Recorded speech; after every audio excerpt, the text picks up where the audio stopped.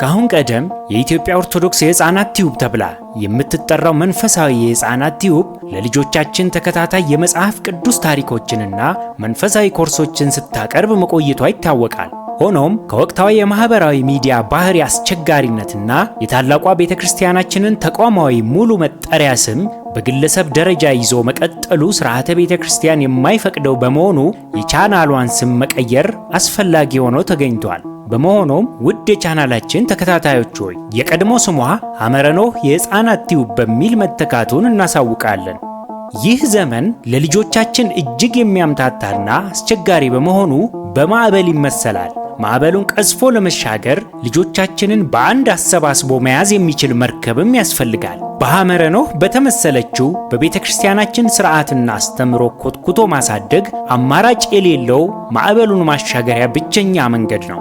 ግራና ቀኙን ያላወቁ ጨቅላ ልጆቻችን ዘመኑ በግራና በቀኝ እያማታ እንዳያሰጥምብን በጋራ እንድናሻግራቸው የክርስቶስ ግልገሎቼን አሰማራ ጠቦቶቼን ጠብቅልኝ የሚል አደራ በእኛና በወላጆች ላይ ወድቆብናል።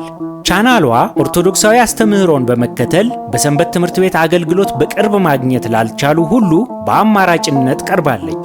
እንደ ኢትዮጵያ ሰዓት አቆጣጠር ዘወትር አርብ ከምሽቱ 3 ሰዓት ጀምሮ 2 ሳምንታዊ መርሃ ግብሮች የሚለቀቁባት ሲሆን ከ12 ዓመት በታች ለሆኑ ከኦሪት ዘፍጥረት ጀምሮ የመጽሐፍ ቅዱስ ተከታታይ ታሪኮችን በማንሳት ከእነርሱ የመረዳት አቅምና አውድ ጋር በማዛመድ ዘመኑን በዋጀ መልኩ የሚማሩባት መርሃ ግብር ናት። ሁለተኛው ከ13 ዓመት በላይ ለሆኑ ታዳጊዎች የሚዘጋጅ ሲሆን ክርስቲያናዊ ስነ ምግባርና እግዚአብሔርን በመፍራት ላይ በማተኮር አስቸጋሪ ዘመናቸውን እንዴት በጥበብና በማስተዋል ማለፍ እንደሚኖርባቸው የሚመክርና ትክክለኛው መንገድ የሚያሳይ መርሃ ግብር ነው። ከትምህርቱም መደምደሚያ ላይ የመወያያ ጥያቄዎች በመኖራቸው ልጆቻችን ምን ያክል ታሪኩን ተረድተው ከራሳቸው ሕይወት ጋር እንደሚያዛምዱት ለመገምገምም ያስችለናል። ልጆቻችን ከእጃችን ሳይወጡና ሳያመልጡን በፊት ጠቢቡ ሰለሞን በምሳሌ 22 ቁጥር 6 ላይ እንደተናገረው ልጅህን በሚሄድበት መንገድ ምራው፣ በሸመገለም ጊዜ ከእርሱ ፈቀቅ